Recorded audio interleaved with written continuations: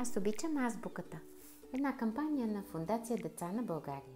Фондация Деца на България разработва материали и работи с деца и учители, родители за изграждането на умения за учене, за развиването на творческо мислене, интелигентност, креативност и за свързване с доброто в децата ни.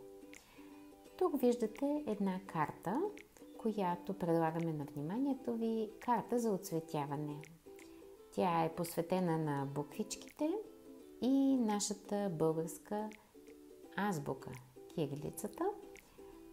И ще разгледаме в това видео как може да асистирате на детето да работи с такава карта.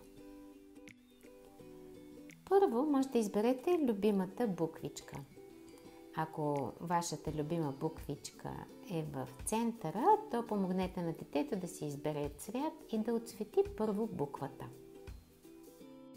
Насърчете го да открие още думички, започващи с тази буква.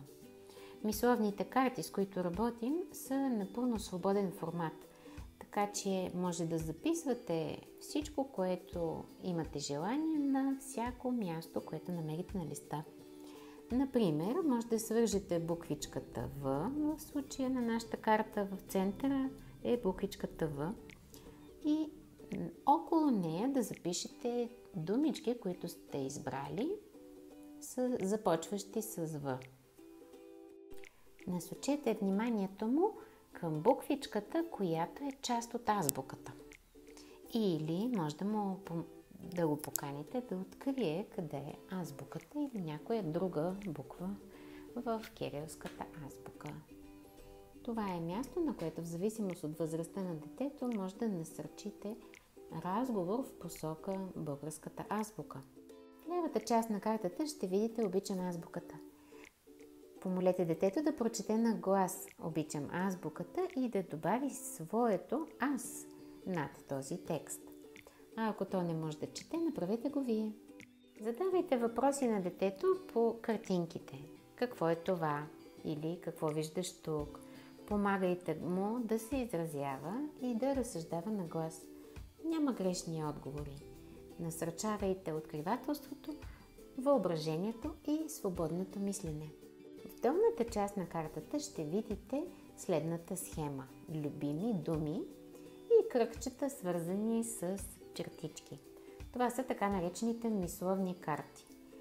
На всяка от линейките, свързани с кръгче, може да добавите любима думичка. Ако детето може да пише, да я напише само. Ако не, тогава вие напишете, но нека то намери своите отговори и постави свои любими думи. Може да добавите, ако не ви стига мястото, допълнителни кръгчета, допълнителни чертички и нека любимите думи останат на листа, нека бъдат открити и споделени. В тази част от картата ще видите любими места. Попитайте детето, кои са му любимите места.